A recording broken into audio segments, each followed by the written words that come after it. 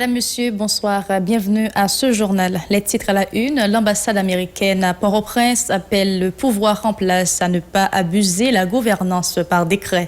Elle l'évite de préférence à utiliser ce pouvoir dans le cadre des dossiers relatifs à la tenue des élections législatives, la santé et la sécurité en attendant le rétablissement du Parlement. L'homme d'affaires Réginald Boulos est attendu à l'unité de lutte contre la corruption ULCC le vendredi 28 août. Il sera auditionné sur le prêt effectué à l'ONA dans le cadre du programme baptisé au NAPAM au NAMOT. Inauguration ce mercredi du bloc opératoire du centre hospitalier Fontaine de la commune de Cité-Soleil. Les responsables du centre entendent améliorer la qualité de soins fournis aux membres de la population. Les étudiants sortant de l'école normale supérieure ne décolèrent pas. Ils ont encore gagné les rues pour réclamer leur intégration au sein des écoles publiques. À l'étranger, Athènes et Ankara sortent leur flotte, les tensions gréco-turques au plus haut degré. Restez avec nous. Si vous jugez que cette vidéo est intéressante, n'hésitez pas à liker et partager la vidéo. Et surtout, n'oubliez pas de vous abonner à cette chaîne et activer la cloche de notification pour ne pas louper aucune de nos vidéos. Merci de votre fidélité. Voici le développement du journal, Madame, Monsieur. Les États-Unis attirent l'attention du président de la République, Jovenel Moïse, sur la nécessité de mettre un terme à la publication de décrets tous azimuts. Le gouvernement doit utiliser ce pouvoir pour planifier les élections législatives pour des questions de vie, santé et sécurité jusqu'à ce que le Parlement soit rétabli et reprenne ses responsabilités constitutionnellement, peut-on lire dans un tweet de l'ambassade.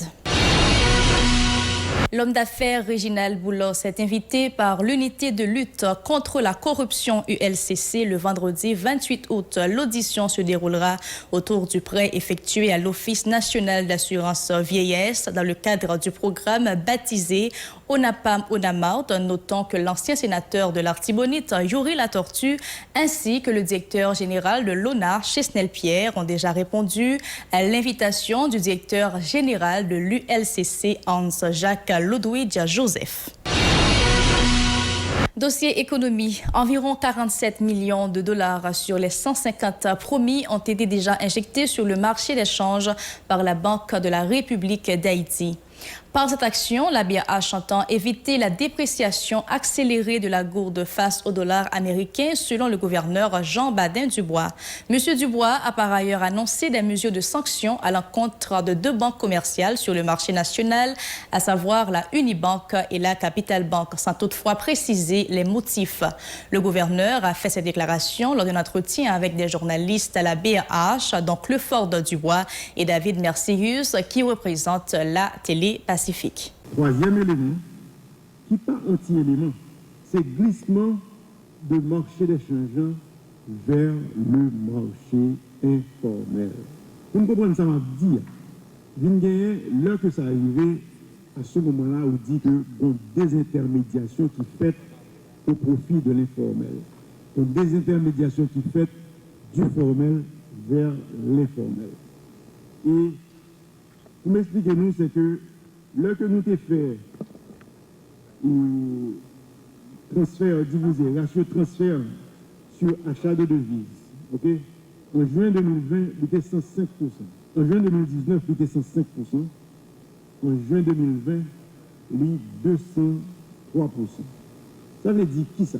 Ça veut dire que ratio transfert sur devises qui est dans le système bancaire là, dans le système formel là, nous constatons que sur chaque 100 dollars transfert qui rentrent dans l'économie, il y a près de 50 dollars qui passent dehors. C'est ça, ça veut dire. Donc, et en fait, nous beaucoup plus que 50 dollars combien. Donc, ça veut dire qui ça? Ça veut dire que le marché informel là vient tout le market maker. Et Banque centrale pas contrôler le marché informel. Quatrième élément, c'est anticipation négative. Les responsables de l'Union européenne ont décaissé un montant de 33,2 millions d'euros en faveur d'Haïti la semaine écoulée, a annoncé le gouverneur de la BRH. Des fonds qui rentrent dans le cadre de l'appui budgétaire promis à Haïti par ce partenaire. Parallèlement à la conférence du gouverneur de la BRH, des organisations politiques de l'opposition ont organisé un sit-in devant les locaux de la BRH à la rue Pavée afin d'exiger des autorités monétaires des mesures pouvant freiner la dépréciation de la gourde face au billet vert. Ces manifestants en ont profité pour critiquer le laxisme de la Banque centrale qui peine à mettre en place une vraie politique monétaire pour redresser la situation dans le pays. Nous-mêmes, ensemble, organisation politique de l'opposition, venons dans son message, by Jean-Baden Dubois, alors qui met $1 très haut. Alors, je dis à la 125 gouttes pour $1 américain. Alors, je dis à la pendant que la population dans la misère, côté que la population dans le chômage, et bien, ça que fait nous présenter aujourd'hui à la devant BH pour nous lancer ce message-là, pour de la descendre à 40 gouttes. Et ça que nous demandons. Et si toutefois, revendication de la population va passer, je dis à la devant BH, je ne vais pas dire prendre en considération, et bien, je ne vais pas là, nous allons faire sit-in devant la Kaili. Nous allons faire sit-in devant le collège Frère André, qui c'est le collège Madame Delma 29. Et c'est ça nous dit, et nous ne pouvons pas camper d'elle. Nous avons dit population qui vivent dans ce département, levez camper devant toute banque, BH, Unibank, BNC, tout ensemble des banques alors qui a pillé l'argent. Là, nous prenons Calbois, on nous prend Jean-Baden Dubois, là, nous prenons Bidio, là, nous prenons Renault Jeep, alors, là, nous prenons Bidio Andal, alors là, nous prenons Sheriff Abdallah, alors, c'est l'équipe des mafias bandits qui payent en otage, qui permettent que la population en misère. Et bien, non, je ne suis pas venu là, mobilisation par lancée. Nous allons marcher pour la caillou, pour nous dire, nous pas payons. Si toutefois, Jean-Baden Dubois, pas mettre $1 pour 40 gouttes, eh bien nous-mêmes, nous demandons toute organisation populaire qui fait partie ensemble des organisations politiques à travers tout le département pays. Nous disons nous prenons lever camper devant toute banque, devant toutes maisons de transfert. Parce que je dis à faut que le peuple haïtien respecter. Parce que je dis à là son pays, Jean-Baden Dubois prend en otage. Son pays, Jean-Baden Dubois pour prendre avec Olo Mafia pareil. Si Jean-Baden Dubois pas donné la raison, Jean-Baden Dubois doit démissionner dans tête de RH, comme gang, comme volet, comme ziglédou, parce que je vous dis, Jean-Baden Dubois va gagner, il vient régler dans BRH. Des étudiants de l'École normale supérieure de l'Université d'État d'Haïti étaient à nouveau dans les rues ce mercredi pour réclamer leur lettre de nomination, leur habilitant à intégrer la fonction publique. Ces protestataires ont pointé du doigt le ministre de l'Éducation nationale, Pierre-Josué Agénor-Cadet, qui, disent-ils, ne fait aucun cas du protocole d'accord signé entre le MUNFP et l'ENS en 2013 portant sur la formation académique dans des écoles publiques en Haïti. On les écoute au micro de Moïse Saint-Éloi et Régard Noël. Depuis 2017, plusieurs milliers de nominations faites dans le lycée, et bien, il n'y a pas jamais nommé étudiants. Ça veut dire que promotion 2013, 2014, jusqu'à présent, on peut nommer. Et nous avons demandé puis on nommer deux promotions, bien c'est puis on entame le processus d'agent pour promotion 2015-2019 et puis on kembe protocole à quoi on lié au cassel puis on renforce parce que faille protocole à quoi t'a dénoncé dans l'école publique il a toujours existé, au contraire il a renforcé avec l'équipe PHTK au pouvoir. Donc nous-mêmes nous disons nous déterminer tout le temps nous va jouer un stage nomination il vient tourner en bagaille ordinaire en bagaille régulier dans l'école normale supérieure nous fait cadre dans la rue et dans le prochain moment là lutte la bras amplifiée et nous pour l'autre phase dans le mouvement. C'est volonté, une équipe en deux pays qui est représentée par Josué Agénor-Cadet. Et bien eux-mêmes, ils sont très acides, ce sont des épistémophobes, ils sont très acides envers les gens qui sont compétents dans le pays. Ils sont très acides contre les gens qui sont qualifiés et qui sont diplômés dans le pays. Et bien c'est ça qui fait cracher sur le protocole comme ça que le ministère lui-même a signé entre il était signé avec l'école normale supérieure. Nous-mêmes nous disons nous déterminer, nous pas gagner, je dis là, c'est toute école normale qui est dans la rue. Et nous bataille, nous étudier jusqu'à ce que nous jouions une victoire nous sous Pierre-Josué Agénor-Cadet dans la tête ministère de l'Éducation nationale. Parlons justice à présent, Madame, Monsieur. 50 personnes ont été appréhendées, dont 25 présumés bandits, 7 véhicules confisqués, 26 armes et 228 396 munitions saisies. C'est le bilan des différentes opérations diligentées par la Direction centrale de la police judiciaire pour le mois d'août. Le porte-parole adjoint de la PNH, Gary Desrosiers, a indiqué que cette démarche de la PNH s'inscrit dans le cadre de l'opération Terminator 1 lancée par le DG de l'institution. Gary Desrosiers au micro de Rouven Saint-Phar et Rigard Noël.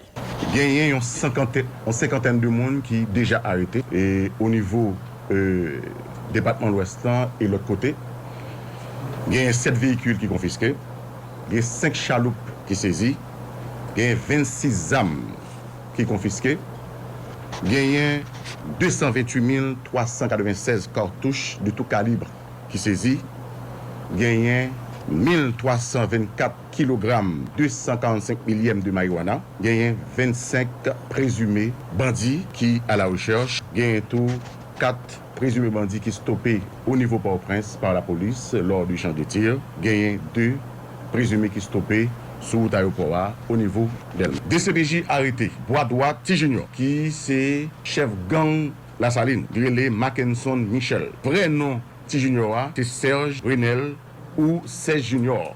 Et ça fait que les petits juniors. Monsieur Tour l'activement recherché. Il était en possession d'un pistolet de calibre 9 mm et reproché Monsieur Tour pour implication dans le massacre qui était fait dans la zone La Saline en novembre 2018. Il y a un démantèlement de gang qui fait au niveau 400 Marozo, que la presse te compte ça déjà, côté que l'autorité ISO.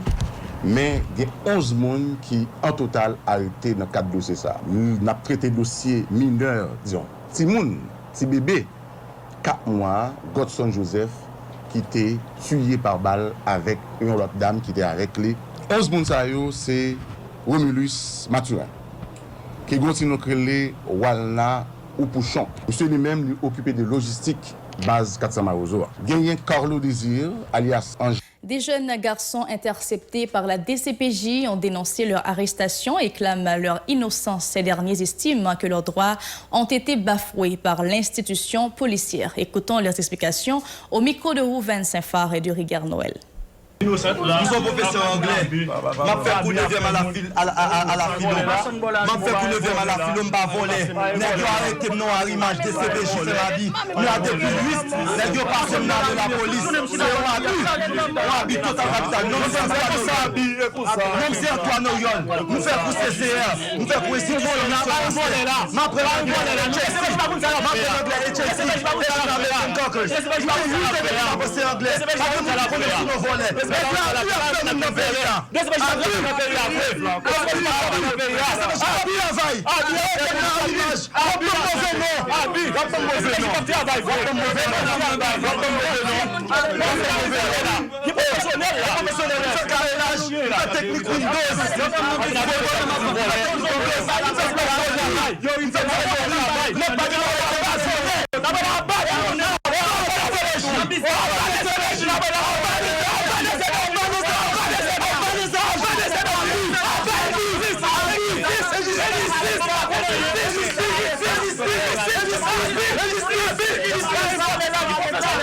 Barrelé Iso, moi les Bastien Nelson. Alias Iso. Non, c'est Bastien me sorti. Montrez-moi trop principe.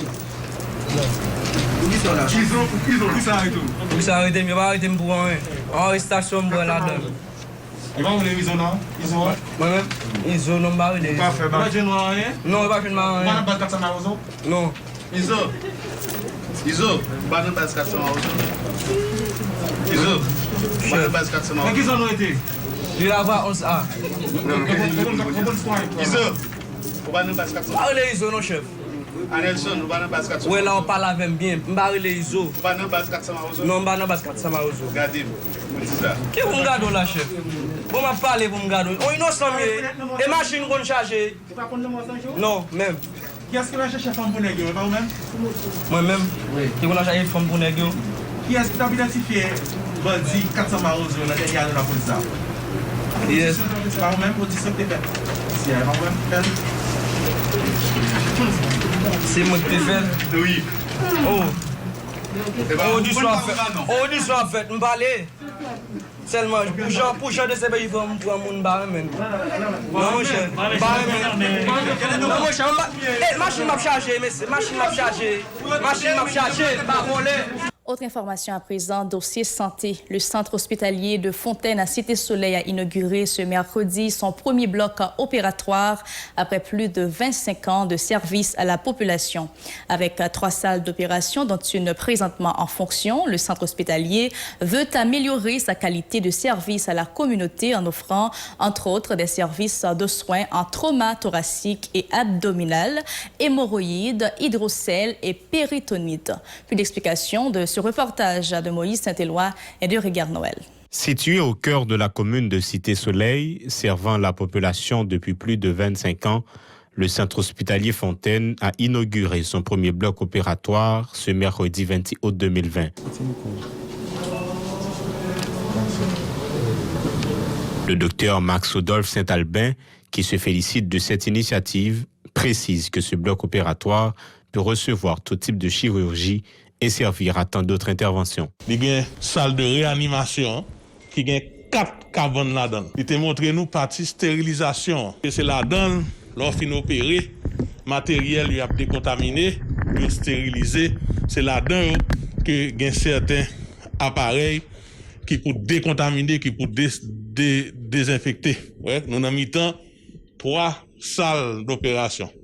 Pour l'instant, il y a une qui est fonctionnelle. Nous avons dans l'image, nous sommes ouverts, nous voyons que c'est 11 salles qui marché qui équipées pour faire n'importe quelle chirurgie. Ouvert à tous, le docteur Saint-Albin informe que les femmes enceintes seront reçues sans problème pour leur accouchement, même si elles n'ont pas été suivies durant leur grossesse dans ce centre hospitalier.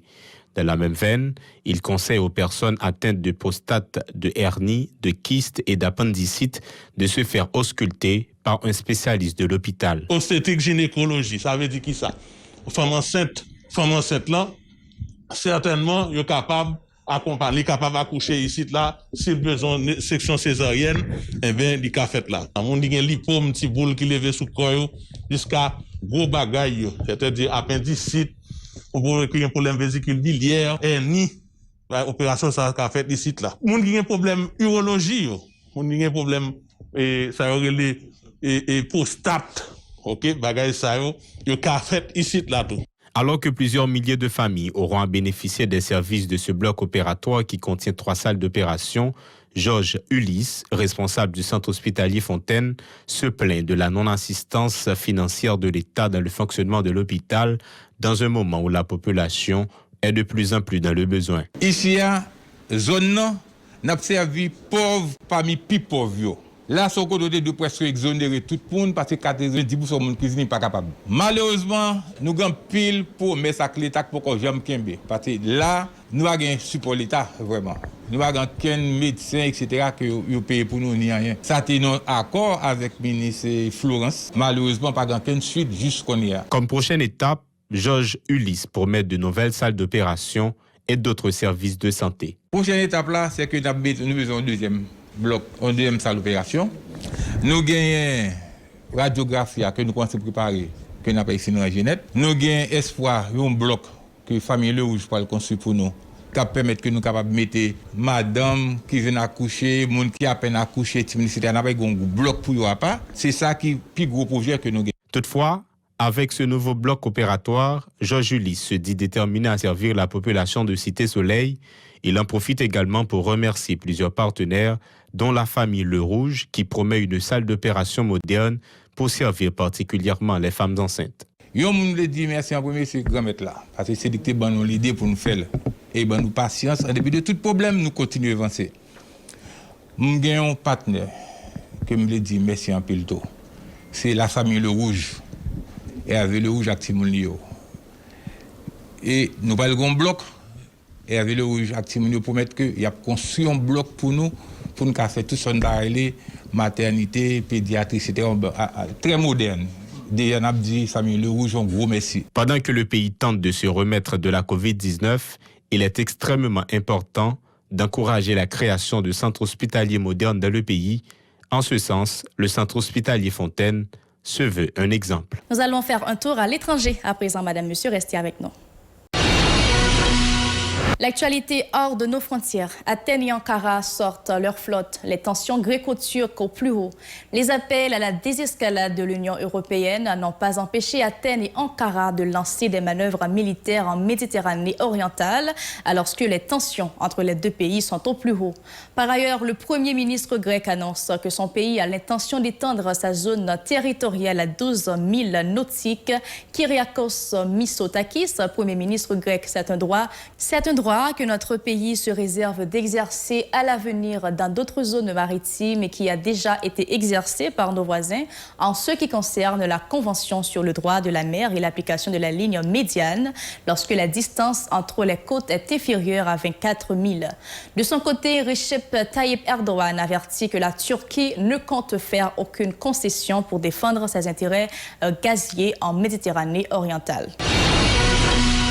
Toujours à l'étranger, une rentrée avec la COVID-19 en embuscade. C'est une rentrée qui se profile sous le signe de l'incertitude dans les pays européens, conséquence de rebond de la pandémie de COVID-19 que les autorités tentent de contenir. Élèves et enseignants vont retrouver le chemin des classes alors qu'il faudra jongler entre la nécessité de revenir à un cadre scolaire et l'impératif sanitaire. Le port du masque reste un élément central pour juguler la transmission infectieuse. En France, tous les adultes sans exception devront en porter un dans les établissements et en toutes circonstances. Une obligation qui vise aussi les élèves à partir de 11 ans. Merci d'avoir suivi ce journal. Je vous invite à nous suivre sur Facebook, Twitter, Instagram, YouTube et Radio-Télé Pacifique.com ou sur Télé Haïti, chaîne 54 et Canal+, chaîne 182. Bonsoir.